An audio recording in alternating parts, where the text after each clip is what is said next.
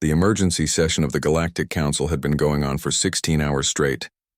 In the massive chamber that floated in the neutral zone between star systems, representatives from 47 different species argued, pleaded, and despaired. The holographic display at the center showed the same terrible truth that had brought them here. 12 more worlds had gone dark in the last week alone. Speaker Zarthon stood at his podium, his forearms trembling slightly. His species, the Velric, had always been known for their calm wisdom. But there was no calm to be found anymore. His homeworld had been one of the first to fall. He had watched the footage exactly once before deleting it from his personal files. Some horrors did not need to be remembered in detail. The creatures they called the Voidborn had appeared without warning 6 months ago. They came through tears in space itself, rips in reality that bled darkness into the universe. The first contact had been made by the Thelonian exploration vessel Crystal Wind. They had sent one transmission. It was just screaming, then silence. When the rescue ships arrived 3 days later, there was nothing left. Not debris, not radiation, not even empty space. There was just nothing, as if that entire region of space had been erased from existence. The Voidborn consumed everything. They ate matter, energy, light, and even the fabric of space-time itself. They were creatures that should not exist, things that broke every law of physics the Council had spent 10,000 years documenting. Some scientists theorized they came from another dimension, where the rules were different. Others believed they were weapons created by some long-dead civilization, now running wild without purpose or control. It did not matter. Theory would not save anyone. The Council's combined military forces had tried everything. The Korthan Empire had thrown their famous war fleets at the enemy, ships that had conquered 100 systems through sheer firepower. The Voidborn had consumed them. The Selenite Collective had used their quantum weapons, devices that could unmake atoms themselves. The Voidborn had adapted and grown stronger. The Archon Sphere had tried diplomacy, sending their best linguists and telepaths to establish communication. None of them came back. Now the Council was dying. Every species had pulled their fleets back to defend their core worlds. Ancient alliances meant nothing when your own children faced extinction. The chamber that once rang with debates about trade routes and cultural exchanges now echoed with funeral silences. Zarthon looked at the faces around him. Fear stared back. He saw it in the clusters of eyes belonging to the Metherians, in the color shifts of the chromatic delegation, in the way the usually proud Korthan admiral would not meet anyone's gaze. They were the representatives of the most advanced civilizations in the galaxy, and they had no answers. He accessed his personal files one more time, looking at the document he had prepared. It was political suicide. It might be actual suicide, but they had no choice left. "I call for order," Zarthon said, his voice amplified through the chamber. The arguing died down slowly. "I have a proposal. One final option."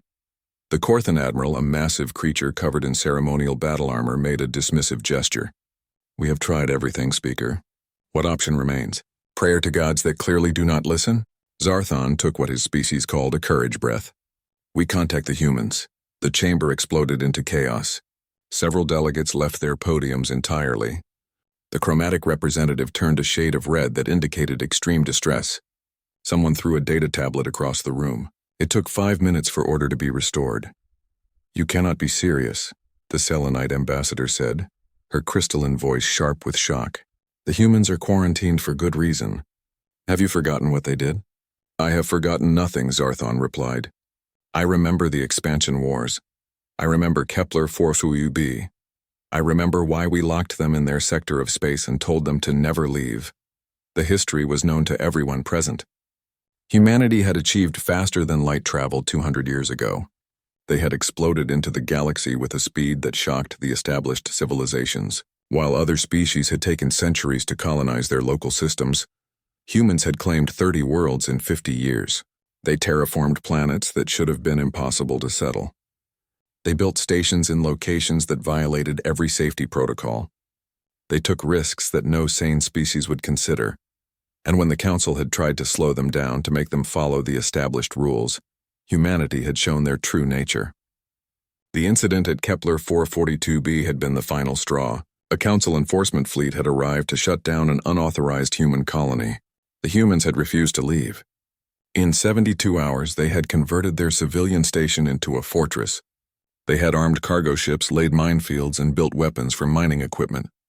3 council ships had been destroyed before the fleet retreated in shock. The war that followed had been brief but brutal. Humans did not fight like other species.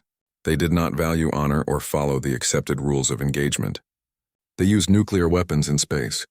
They weaponized their own civilian ships.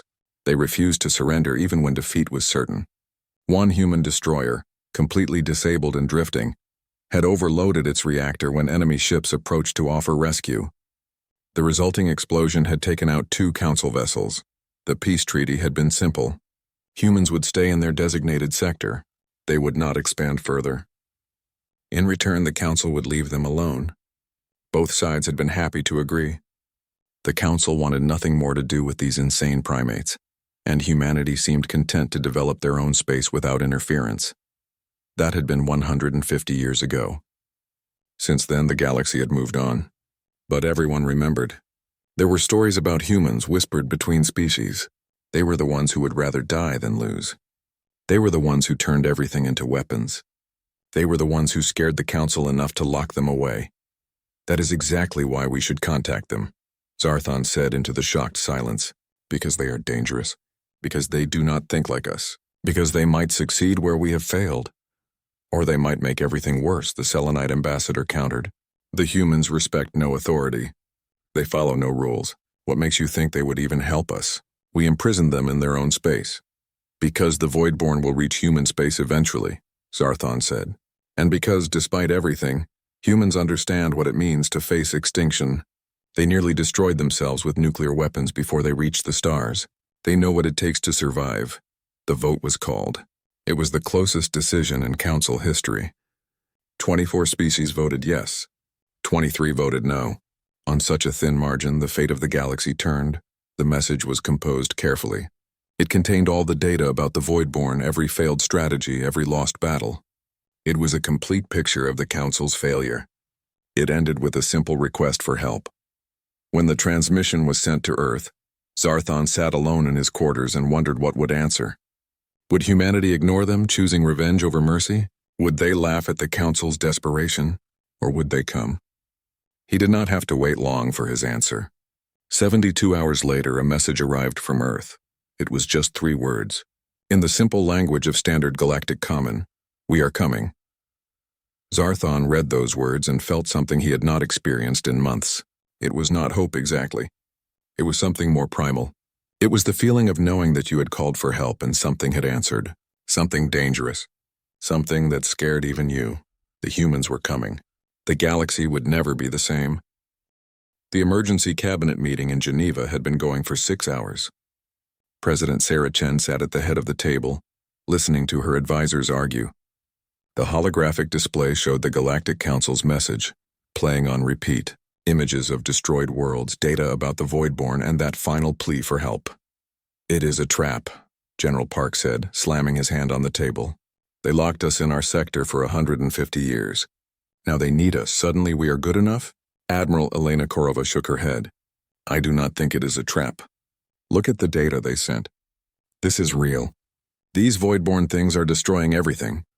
Not our problem," Minister of Foreign Affairs Jean-Baptiste said. "They made it clear we were not part of their precious council. Let them solve their own mess." Dr. Marcus Webb, the xenopsychologist, had been quiet until now. He was one of the few humans who had actually met aliens during the brief contact period before the quarantine. "We need to understand something," he said. "They are terrified. The council does not ask for help. They especially do not ask us for help. If they sent this message, it means they have no other choice." "Good," General Park said. "Let them be scared. Maybe they will understand how we felt when they put us in a cage." President Chen raised her hand for silence. "I understand the anger. I feel it too. But we need to think beyond revenge. Dr. Webb, what is your assessment?" Webb pulled up another display. "I have been studying the patterns. The Voidborn are expanding in all directions. At their current rate, they will reach human space in approximately 8 months. This is not just the Council's problem. It will be ours soon enough." The room went quiet. That was the piece of information that changed everything. They could let the Council burn, could watch the aliens who had imprisoned them face destruction. But the fire would reach Earth eventually. How sure are you? Chen asked. 97% certain, Webb replied. The Voidborn do not discriminate. They consume everything. If we do nothing, we will face them alone after they have eaten the rest of the galaxy. Defense Minister Maria Santos leaned forward. Then we need to see what we have. Admiral Kurova, status report on our fleet. Kurova smiled. It was not a nice smile. We have been busy. She activated her own display. Ship after ship appeared in the hologram. Massive battleships, fast destroyers, carriers loaded with fighters. The numbers kept climbing. During the quarantine, the Council assumed we stopped building military vessels, Kurova said. They were wrong. We never stopped. We just stopped telling them about it, General Park added. We also developed new weapons. The Council banned certain technologies, called them too dangerous. We ignored those rules since we were not part of their system anyway. President Chen looked at the fleet display. 200 warships, each more advanced than anything humanity had fielded during the expansion wars. You built all this in secret? We remembered the lesson from Kepler 442b, Santos said. Peace is good, but only if you have the strength to defend it. We built this fleet because we knew that someday, either the Council would come for us again or something else would. Either way, we wanted to be ready. Dr. Yuki Tanaka, the head of the Advanced Research Division, spoke up from her remote connection. We also continued research into aggressive terraforming, quantum disruption weapons, and reality manipulation. All the technologies the Council said were too dangerous. They said dangerous, Kurova added. We heard effective. Chen stood and walked to the window.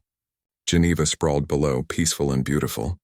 Humanity had grown so much in the past 150 years.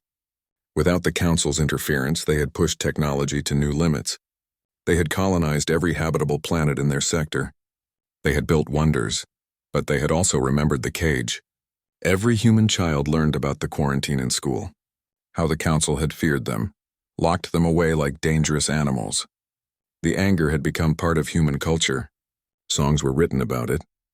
Stories told. It was the great shame and the great pride all mixed together. If we go, Chen said slowly, we cannot go looking for revenge. This has to be about survival. It can be both, General Park said. We save them, and in doing so, we prove they were wrong to fear us. They were not wrong to fear us, Webb interrupted. That is the point. We are dangerous. We do things other species will not do. We take risks that make them sick with worry. That has not changed. Then what has? Chen asked. Webb met her eyes. The question is not whether we are dangerous. The question is what we do with that danger. Do we use it for conquest or do we use it for protection? The Council is about to find out. The vote was taken. It was unanimous. Humanity would respond to the Council's plea. But they would do it their way. The next 3 days were chaos. Fleet Command activated every reserve ship. Marines were pulled from training and put on active duty. Scientists loaded their experimental weapons onto vessels that had never been tested in real combat. Supply chains that had been theoretical were suddenly put into practice. Captain James Morrison stood on the bridge of his ship, the Necessity. It was an experimental frigate built around a single concept. Weapons do not need to be elegant. The Necessity carried nuclear mines, kinetic kill vehicles, chemical weapons, and several devices that Morrison himself did not fully understand. Dr. Tanaka had installed them personally and told him, use these only if things get really bad. Given that they were going to fight dimensional monsters, Morrison figured things were already really bad. His crew was typical of human military forces. They came from everywhere. Earth, Mars, the Jovian colonies, the settlements around Alpha Centauri. Every culture and background mixed together. What united them was simple. They had all grown up knowing the story of the quarantine. They all wanted to prove something. Sergeant Maria Santos and her Devil Dogs battalion were loading onto troop carriers. The Devil Dogs were special forces trained for boarding actions and close combat. They practiced fighting in zero gravity, hostile atmospheres, and against enemies that should not exist. Their motto was simple: we go where others will not. Santos checked her equipment one more time. Power armor, plasma cutter, enough ammunition to fight a small war. Her squad gathered around her, 30 men and women who had trained together for 5 years. All right, devils, she said. We are going to meet the aliens again. Same ones who locked our grandparents in a cage. We are going to save them from monsters. Questions? Do we have to save them? One of her soldiers asked. Or can we just kill the monsters and leave? Santos grinned. We save them. Then we make sure they never forget who saved them. The fleet gathered at the edge of human space, 200 ships, 40,000 crew members, and enough firepower to crack a planet. Admiral Korova broadcast from the flagship Indomitable. Attention all vessels. We are about to cross into Council space. They will be afraid when they see us. Let them be afraid. But we are not going there to terrorize them. We are going to show them what humanity does when we are needed. We are going to show them that being dangerous and being heroic are not opposites. All ships prepare for jump. The wormhole generators activated. The Council had always considered this method of faster-than-light travel too risky. It involved ripping a hole in space and hoping it went where you wanted. The failure rate was 2%, which the Council found unacceptable. Humanity found it acceptable enough. The fleet jumped. 200 ships tore through space-time itself and emerged in Council territory. One ship, the destroyer Perseverance, did not make it. Their wormhole collapsed on itself. 80 crew members died instantly. The rest of the fleet did not slow down. They knew the risks. They had all volunteered anyway. President Chen watched from Earth as the reports came in. The fleet had made it. They were heading toward the Council's coordinates at maximum speed. In 3 days, humanity would make contact with the Galactic Council again. What do you think will happen? Her chief of staff asked. Chen thought about it. I think they called for help. And the most dangerous species in the galaxy answered. Now everyone gets to see what happens next. The human fleet dropped out of their wormhole jump directly into Council space. Every alarm in the sector immediately started screaming. The Council defense network, what remained of it, went to full alert. Weapons systems that had barely enough power charged up. Ships that had been preparing for evacuation suddenly had to decide if they should run or fight. Then the identification signals came through. Human vessels, the ones they had called for. Admiral Korova stood on the bridge of the Indomitable and watched the Council fleet scramble in response to their arrival. She could see it on the tactical display. Ships moving into defensive positions, weapons powering up, shields activating. They were afraid. Good. Fear made people honest. Open a channel to the Council flagship, Korova ordered. The communication officer worked quickly. A moment later, a hologram appeared on the bridge. It was Speaker Zarthon, looking even more tired than in the initial message. His forearms were held in a position that human cultural files said meant either respect or fear. Possibly both. Admiral Korova, Zarthon said carefully. Thank you for responding to our request. We are not here for thanks, Korova replied. We are here because the threat you described will reach our space eventually. Show us what we are dealing with. The Council Janju room was massive, built to accommodate dozens of different species with different environmental needs. Admiral Korova brought only a small team. Captain Morrison, Dr. Webb, Sergeant Santos, and a few technical specialists. The rest of the human fleet remained in position, weapons ready. The Council representatives gathered around the display table. Korova noticed how they kept their distance from the humans. Some fear, some disgust, some curiosity. The Korthan Admiral in particular watched Morrison with what sensors indicated was professional interest. Warriors recognized other warriors regardless of species. Zarthon activated the display. This was the colony world of Thelis Prime. Population 4 billion. 15 years to terraform. 2,000 years of recorded history. The display showed a beautiful planet, blue and green, cities visible from orbit. Then the timestamp advanced. A dark spot appeared on the edge of the system. It grew. The darkness spread like ink in water, consuming light itself. When it reached the planet, there was no explosion, no dramatic destruction. The planet simply ceased to exist. One moment it was there, the next there was nothing but empty void. They have destroyed 147 worlds so far, Zarthon continued.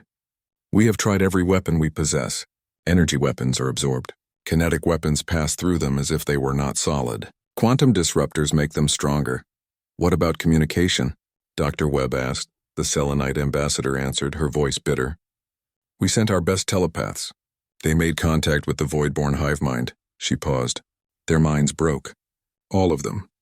They are still in medical facilities, screaming about the nothing, about being erased. Morrison leaned forward, studying the tactical data. You have been fighting defensively, trying to save your worlds while they attack? Of course, the Korthan Admiral said. What else would we do? Kill them, Morrison said simply. Not fight them. not defend against them. Hunt them down and destroy them completely. The council representatives looked shocked. The Corthan admiral made a sound that translators indicated was somewhere between respect and horror. That is not how civilized species conduct warfare, Zarthon said carefully. Korova smiled without humor. You called us because your civilized warfare was not working. Did you expect us to do the same thing and hope for different results? She pulled up the human tactical assessment. You spread your forces thin, trying to defend everything. You follow rules of engagement that assume your enemy shares your values. You retreat when you should attack. You try to minimize casualties instead of maximizing enemy destruction. Those principles are what separate us from monsters, the Selenite ambassador said coldly. No, Dr. Webb interrupted quietly. Those principles are what work when fighting enemies who share those values. The Voidborn do not care about your civilization. They do not have honor. They cannot be negotiated with.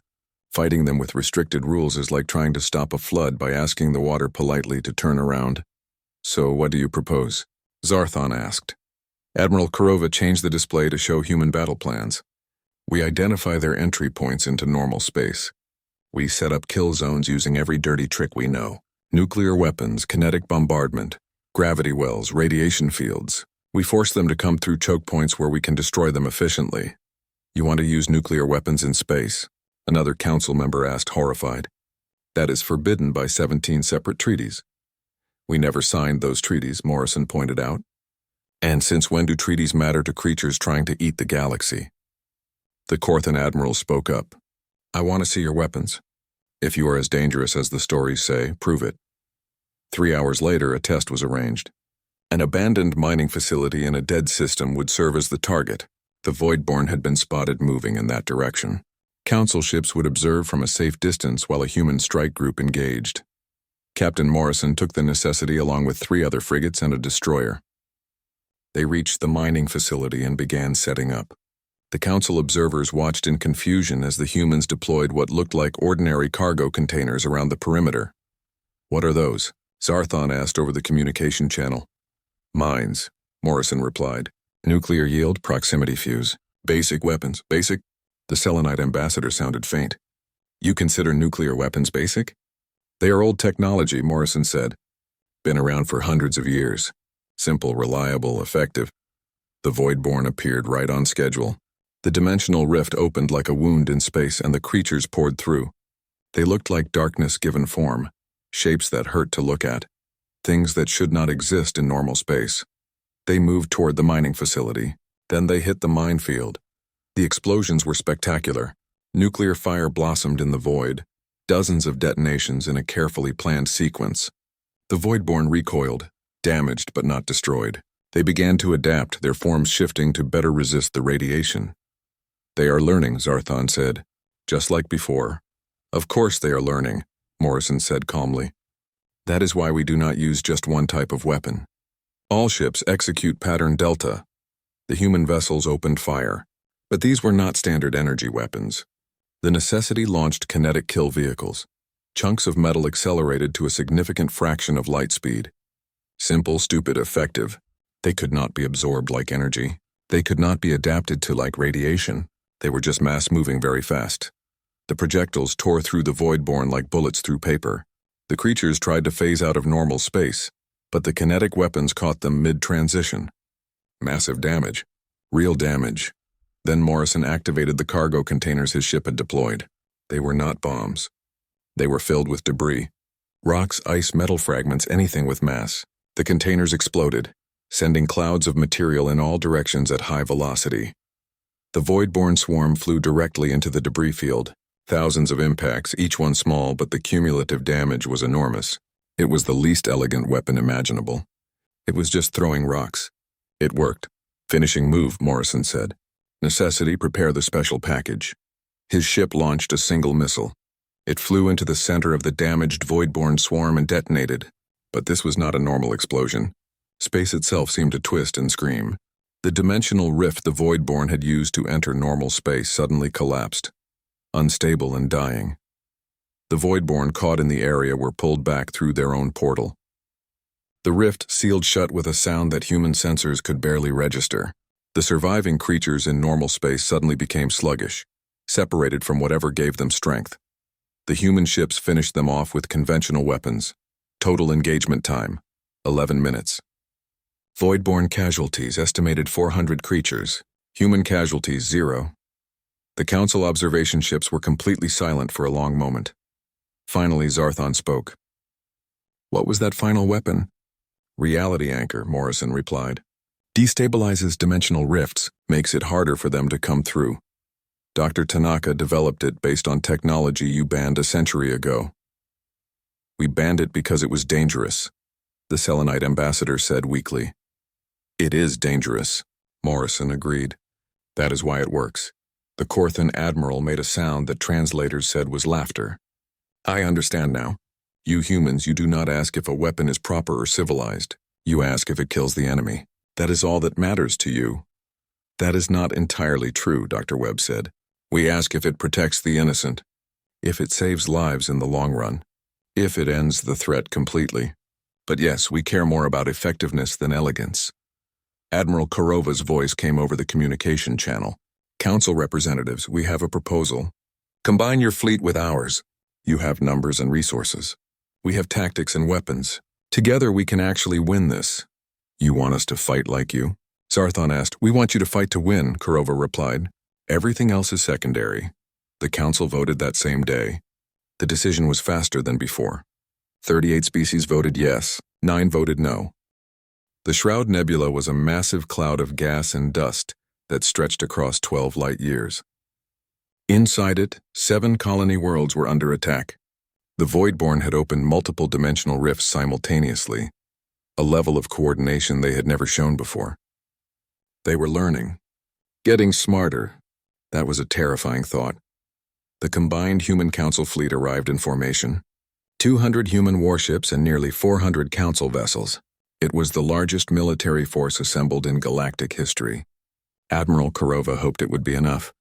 "All ships, listen carefully," Kurova broadcast across the fleet.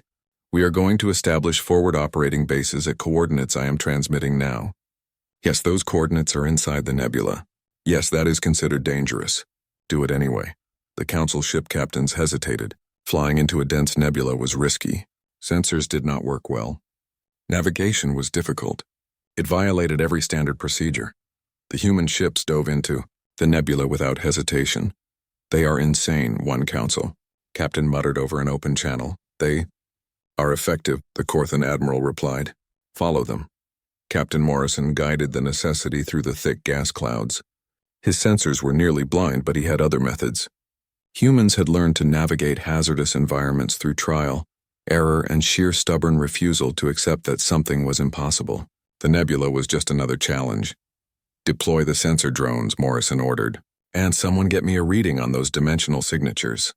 His crew worked efficiently. They had trained for this, running simulations of combat in impossible conditions. The Council had spent centuries developing careful procedures and safety protocols. Humans had spent those same centuries learning how to fight in the worst possible circumstances and somehow survive.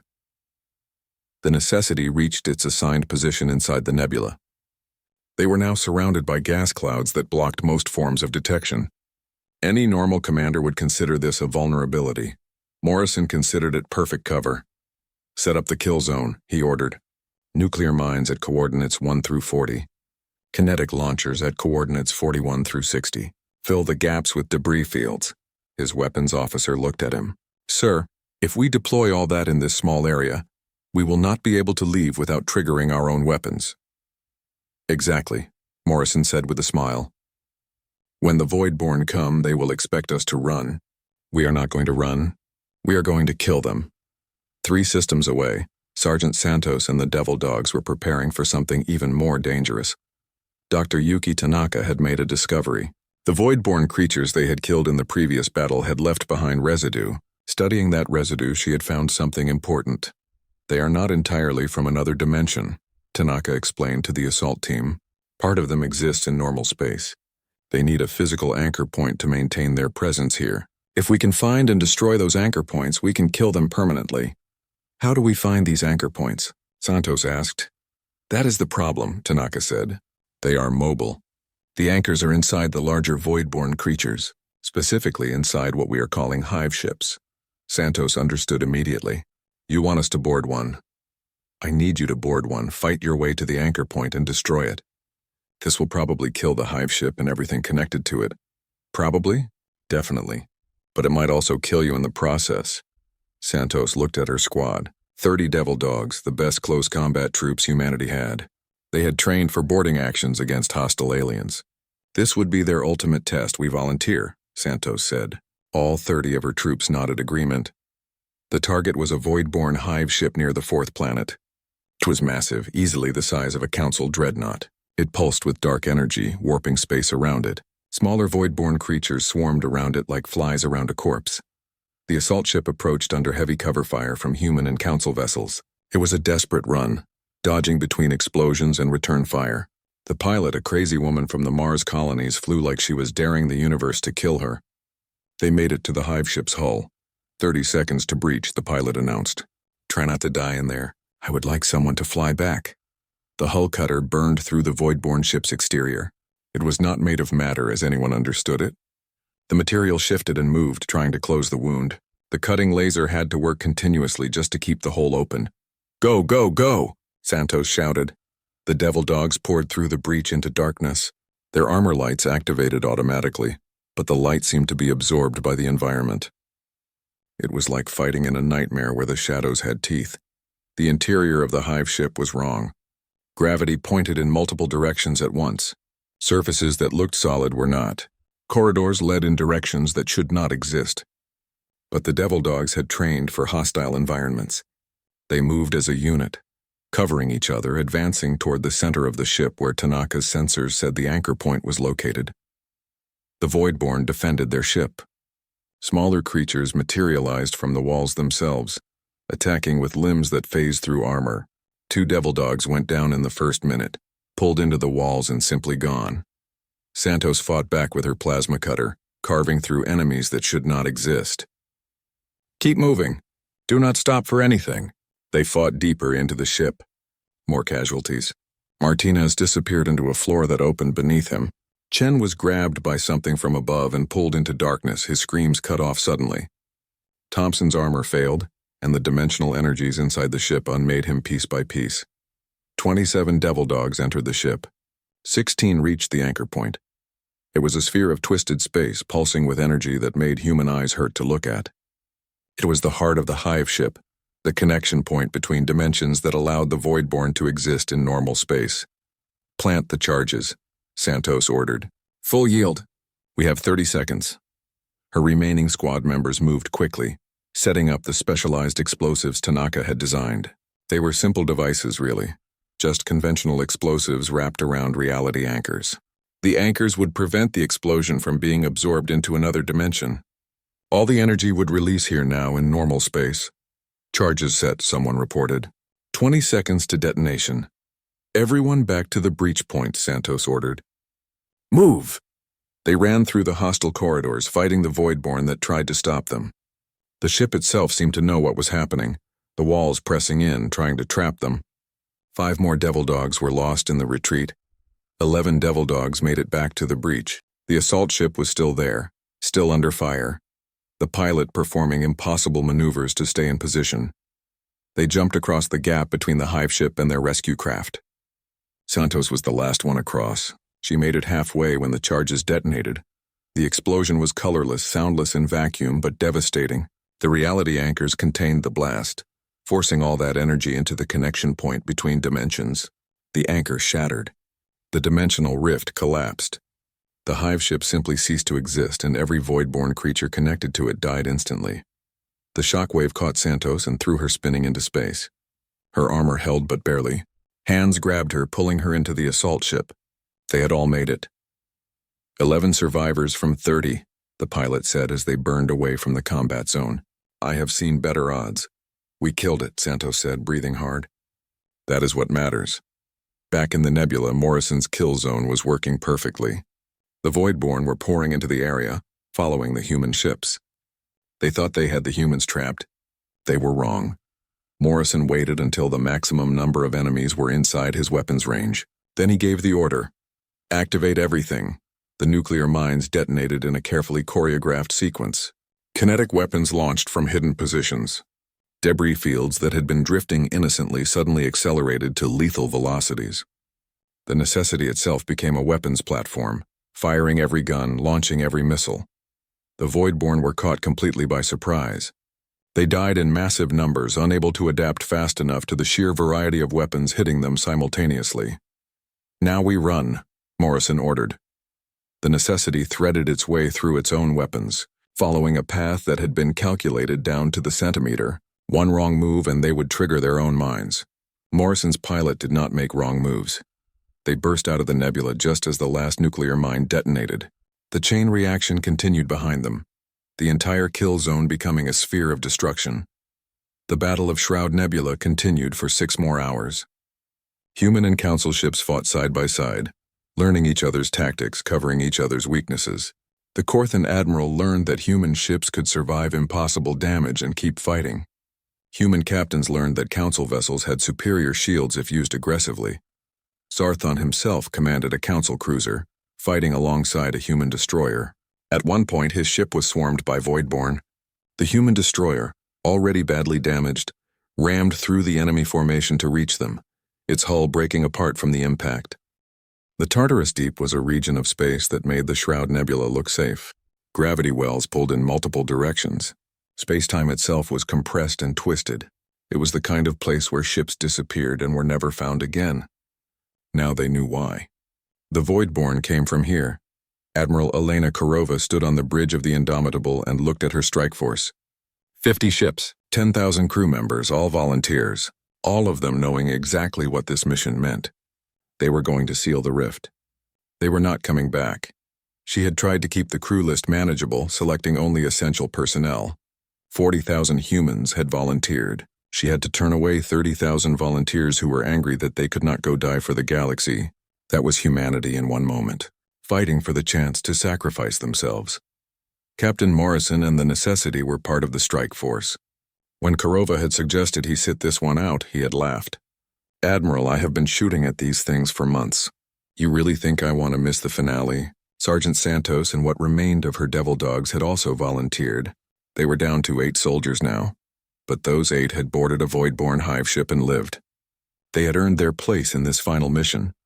Dr. Tanaka was going too, monitoring the specialized warheads personally. "Someone needs to make sure these work correctly," she had said. "And I built them. My responsibility." The rest of the combined fleet would hold the perimeter, Council and human ships together, forming a defensive line that had to hold against every Voidborn in the galaxy. If the strike force failed, there would be no second chance. The fleet had to buy them time. Zarthon commanded the perimeter forces from his flagship. The Corthan Admiral was beside him, commanding the heavy battle line. They had become friends over the past months of fighting. War did that sometimes, turned enemies into brothers. "When this is over," Zarthon said, "the Council will formally apologize for the quarantine. It was wrong. We were afraid of what we did not understand." "You had reason to be afraid," the Corthan replied. "Look at them. About to fly into certain death, and they are smiling. That is not normal." "No," Zarthon agreed. "But perhaps normal is not what we needed. Perhaps we needed them exactly as they are." The strike force approached the Tartarus Deep. The dimensional rift was visible from thousands of kilometers away. It was a wound in reality, bleeding darkness into normal space. Things moved inside it, massive shapes that hurt to perceive. "All ships maintain formation," Kurova ordered. "We go in together, we fight together. The moment we release the warheads, we activate the reality anchors to stabilize them. After that, we have approximately 30 seconds before dimensional collapse. 30 seconds is not enough time to escape," someone pointed out. "I know," Kurova said simply. The Voidborn knew they were coming. Of course they did. This was their home, their origin point. The dimensional rift began pouring out creatures, thousands of them, forming a wall of living darkness between the strike force and their target. "All ships, weapons free," Kurova ordered. "Get us to that rift." The battle was immediate and brutal. The strike force pushed forward while the Voidborn tried to overwhelm them with numbers. Ships died. The destroyer Valiant took critical damage and began to fall behind. Her captain ordered his crew to evacuate to other ships, then turned his dying vessel into the thickest part of the enemy formation. The explosion cleared a path. The frigate Dawnstar lost her engines and could not keep up. Her crew transferred to nearby ships, but her captain stayed aboard. She used her ship's weapons until they overheated, then rammed the vessel into a cluster of Voidborn. More space cleared. The strike force kept moving. They lost ships one by one, each sacrifice buying a few more seconds, a few more meters of progress. The Indomitable took massive damage. Hull breaches on 6 decks. Life support failing. Half the weapons offline. Keep going, Kurova ordered. We are almost there. The Necessity flew alongside the flagship, her hull scarred and burning but still fighting. Morrison had attached his ship to a massive piece of debris and was using it as a shield. It was ridiculous. It was working. They reached the rift. Up close, it was worse than anything they had imagined. The wound in space was kilometers across, and inside it was nothing that should exist. Geometries that made no sense. Colors that had no names. The source of the Voidborn, the place where they came from. Deploy warheads, Kurova ordered.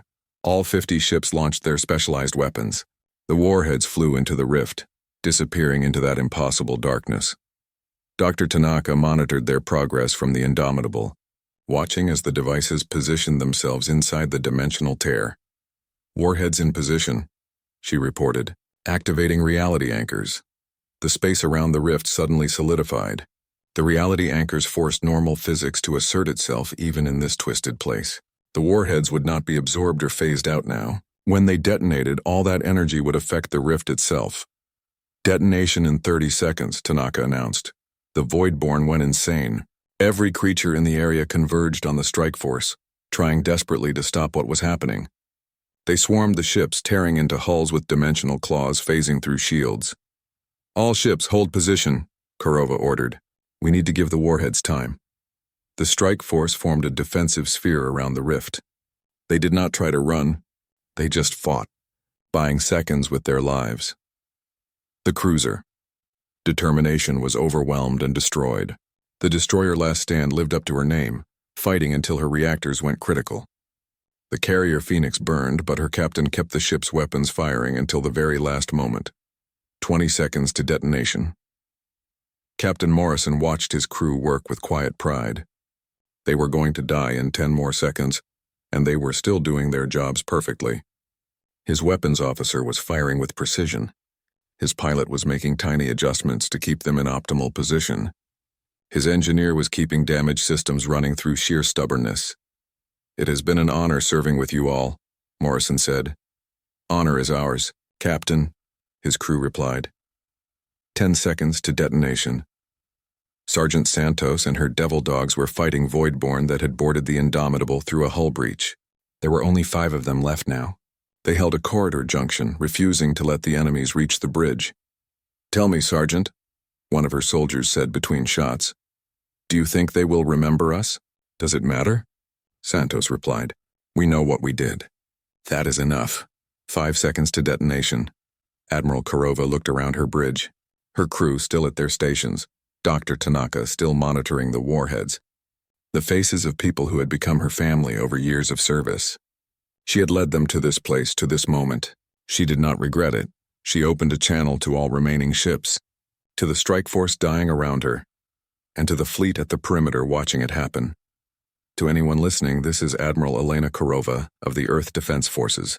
In approximately 3 seconds, we are going to seal this dimensional rift and end the Voidborn threat. We are doing this knowing we will not survive. We are doing it anyway because this is what needs to be done. She paused, choosing her final words carefully. We were called the most dangerous species in the galaxy. We were feared and locked away. Today we proved that being dangerous is not the same as being evil. Sometimes the most dangerous thing you can be is the shield that protects others. We came when called. We fought when needed. We will die knowing we mattered. 1 second to detonation, this is humanity. We were here. Tell them we did not run. The warheads detonated inside the dimensional rift. The explosion was beyond description. It was not fire or light or energy. It was the sound of reality screaming as it forced itself back into proper shape. The rift collapsed, dimensional barriers slamming shut like a massive door closing. The connection between the Voidborn dimension and normal space was severed. Every Voidborn creature in the galaxy suddenly weakened, separated from their source. They died quickly, fading into nothing like bad dreams in morning light. The strike force died too. The gravitational forces from the rift collapse were impossible to survive. Ships were crushed, torn apart, unmade. 10,000 lives ended in an instant, but they had succeeded. The rift was sealed. The invasion was over. At the perimeter, Zarthon watched the final moments through his sensors. He watched the strike force disappear into the collapse. He watched the readings that confirmed the rift was sealed. He watched the Voidborn across the entire battlefield suddenly die. The war was over. Humanity had won it for them. The fleet returned to Council space in silence. There was no celebration. The cost was too high for that. 8,347 humans had died in the final battle. Admiral Kurova, Captain Morrison, Sergeant Santos, Dr. Tanaka, and thousands more. Heroes all, the Galactic Council called an emergency session. For the first time in their history, they held the meeting in human space. They came to Earth, to stand on human soil and face the species they had once imprisoned. The vote was unanimous. Humanity's quarantine was ended. They were offered full membership in the Galactic Council. More than that, they were offered respect. President Chen stood before the council representatives in Geneva. Behind her, memorials were already being planned.